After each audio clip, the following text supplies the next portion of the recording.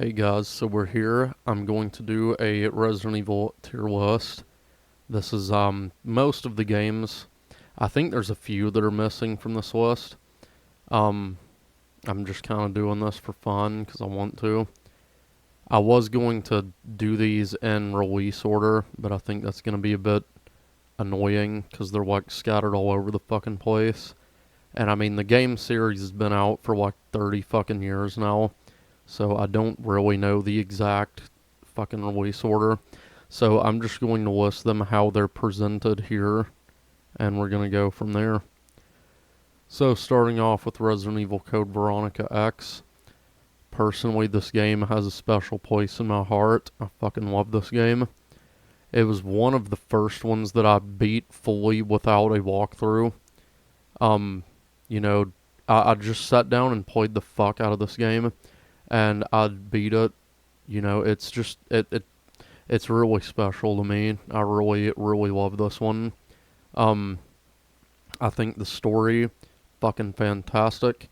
Even though by today's standards it's probably a bit cheesy, which admittedly it is, but it's very special to me. I love Code Veronica X to death, and I think that the soundtrack for it is the best in the whole fucking series.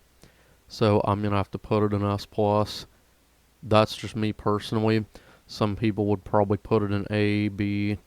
Me personally, S plus. I fucking love Code Veronica. Resident Evil: The Dark Side Chronicles. So this is one of the rail shooter games.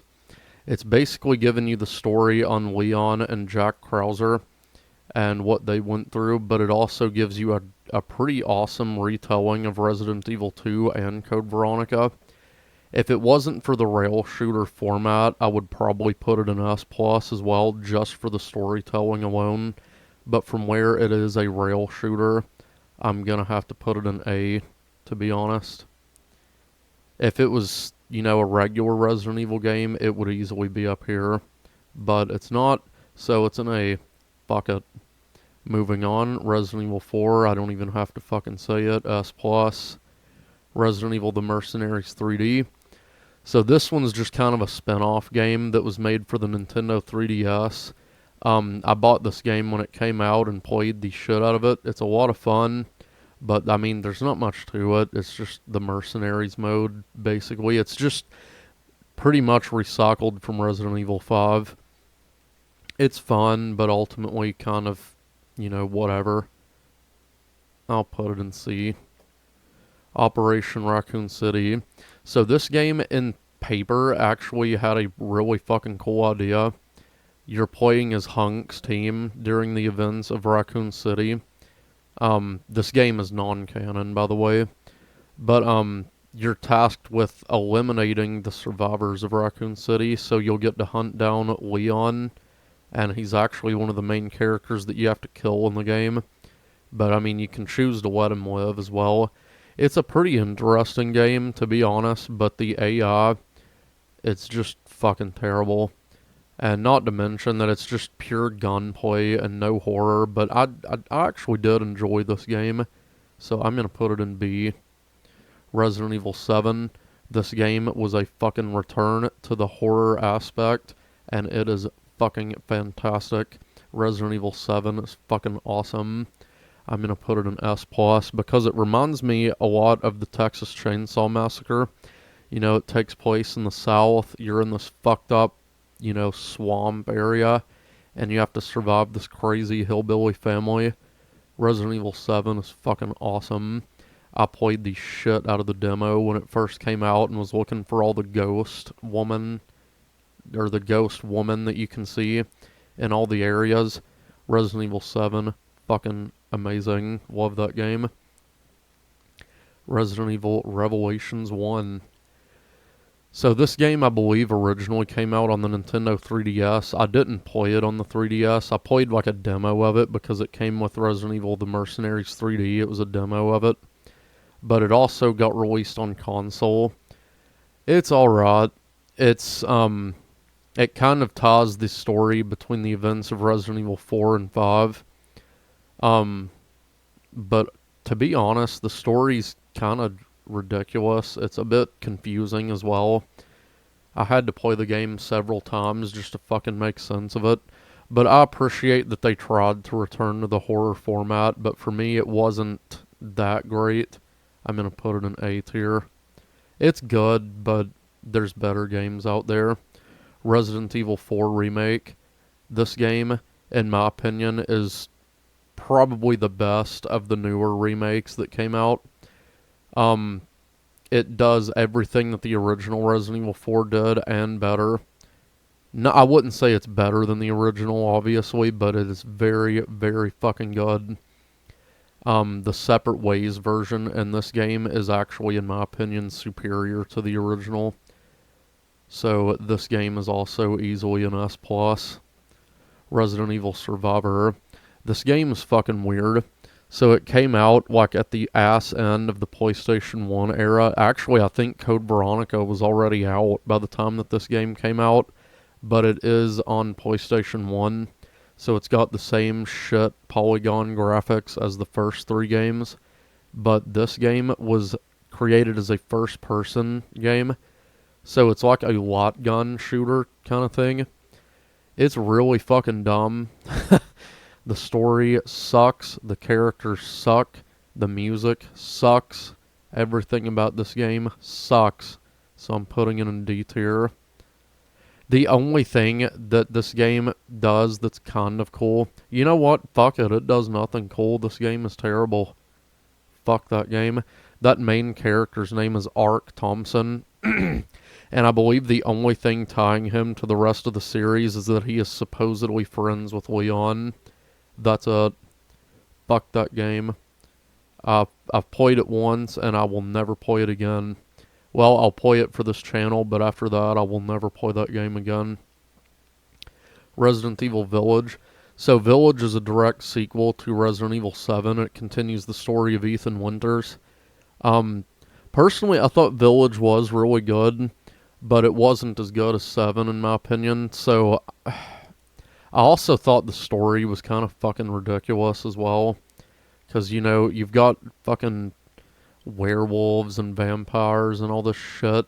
I mean, they're not really werewolves and vampires. It's explained through the fucking mold in the game, but I don't know. It's just fucking ridiculous.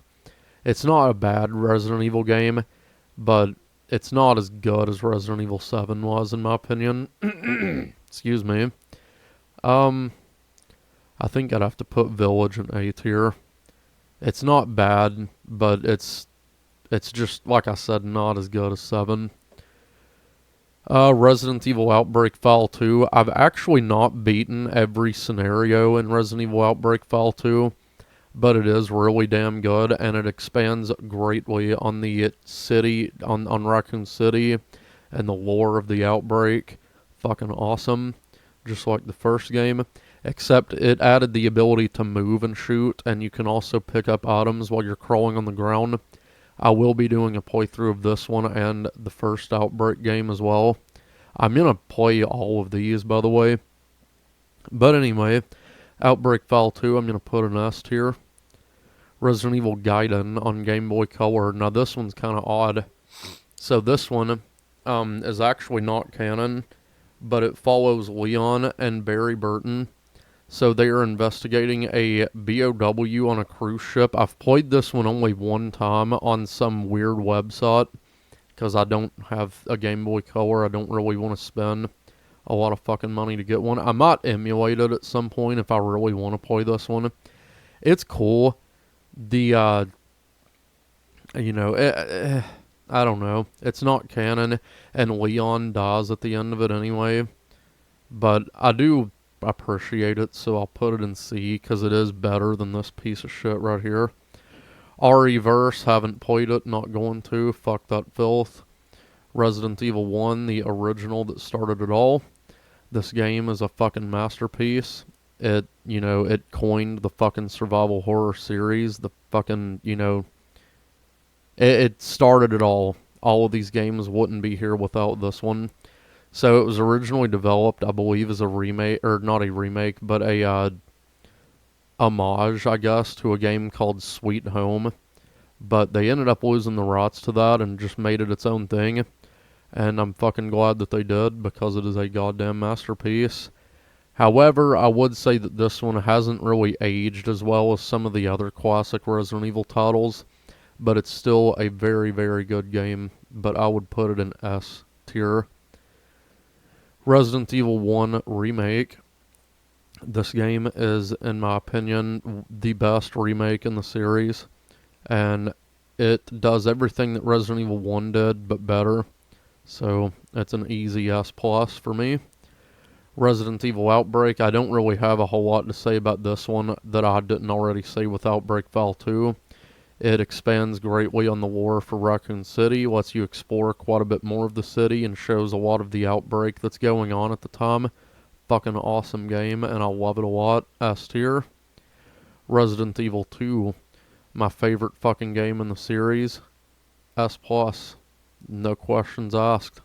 It did everything that Resident Evil 1 did, but fucking better.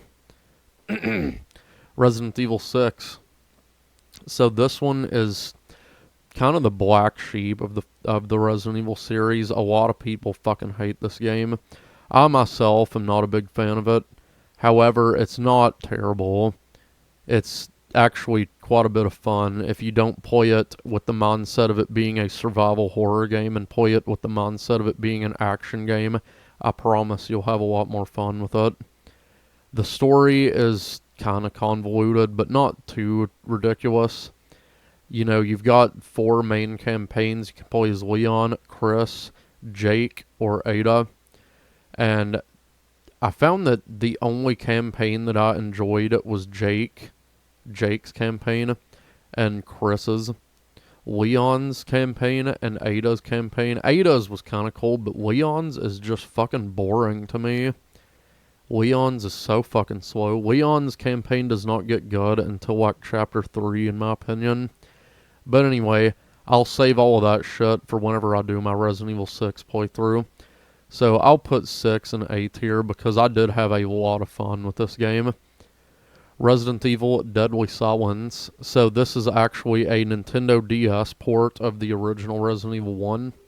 However, it adds a few things differently. First of all, the character models are a bit better. The music is also slightly different. And it added the ability to be able to reload on the fly. And you can also use your knife from the get-go. You don't actually have to have it in your inventory. And it adds the quick turn feature, as well as a rebirth mode, which just completely remixes the fucking game, throws all kinds of crazy shit in there. I have played the fuck out of this game because this is actually the first version of Resident Evil 1 that I played and beat. I played this one, but I never beat it. And then I played this one, and I did finish the game. Got every ending. Loved it. Played the fuck out of this game. I'm honestly going to put it in S+. It's really good. Resident Evil Umbrella Chronicles. This is another of the rail shooters, but this one takes place, when the fuck does this?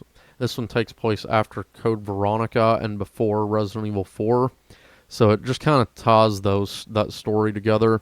Shows you how Chris, Jill, and Wesker took down Umbrella. Pretty cool. And it also shows how Ada survived Raccoon City with Wesker's help. It's pretty cool, but like I said, from where it's a rail shooter, it's not the best. But if I was just putting it in here based on the story alone, I would put it up in S+, along with Darkside Chronicles. But it is a rail shooter, so that brings it down to A tier for me.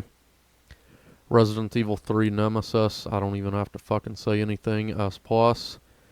Resident Evil Dead Aim. So this game's a bit odd. It was another one of the lot gun shooter Resident Evil games, like Survivor, and it's actually in the Survivor, timeline. However, this one, oops, didn't mean to drop it there. This one is kind of unusual because it has the Resident Evil 4, like, over-the-shoulder camera angle, but when you go to aim, it goes to the lot gun setting. I don't know, it's odd, but it is kind of creepy, and I do like the ideas that they were going for with Dead Aim. I think that this game could benefit from the remake treatment if they decide to. I don't really care if they do or not because the story is really forgettable and the characters are also a bit forgettable, but I do like Resident Evil Dead Aim for what it is, so I think I'm going to put it in A tier, honestly. Resident Evil 0, you guys know how I feel about this one. I don't really like it. It's not the worst Resident Evil game by any means, but it's not the best either. A tier, I guess, is the most appropriate. Resident Evil Resistance, I have played this one and it is fucking horrible. D tier. That game is fucking shit. They basically wanted to do a clone of Dead by Daylight and it fucking failed miserably. That game is fucking garbage. Absolute filth. Fuck Resident Evil Resistance. Resident Evil 2 Remake is also really, really fucking good, just like the Resident Evil 4 Remake. It's definitely not as good as the original, but it is still worthy of S+. Resident Evil 2 Remake is fucking fantastic. Umbrella Corps, haven't played it, never will play it in my fucking life. That game is fucking terrible, and somehow it's canon. That's what doesn't make sense to me. This game is supposedly canon. Whatever. Fuck Umbrella Corps, that game is fucking terrible, and I will never play that one. Resident Evil 5, this one to me marked the beginning of the action sort of games. Technically Resident Evil 4 was the start of it being more action oriented, but it still had that horror element to it. Resident Evil 5 had no horror element to it at all, in my opinion. It wasn't scary, but it was still a very good game. It was a lot of fun. And narratively, I think the story is also pretty good. So I'm going to put Resident Evil 5 in S tier. This game is a lot of fun if you have friends to play it with. Resident Evil 3 Remake. This one felt rushed. I was not a fan of the Resident Evil 3 Remake. It's not even close to being as good as the original Resident Evil 3. They cut way too much out of it. Ruined Nemesis. And it is just fucking... It's a mixed bag for me. If I had to rank it, I would probably put it in B or A. One of these two. And I think I'm going to go with B. Because it felt like DLC to the Resident Evil 2 remake, honestly. They're just... The only redeeming thing about this game is Carlos. That is it.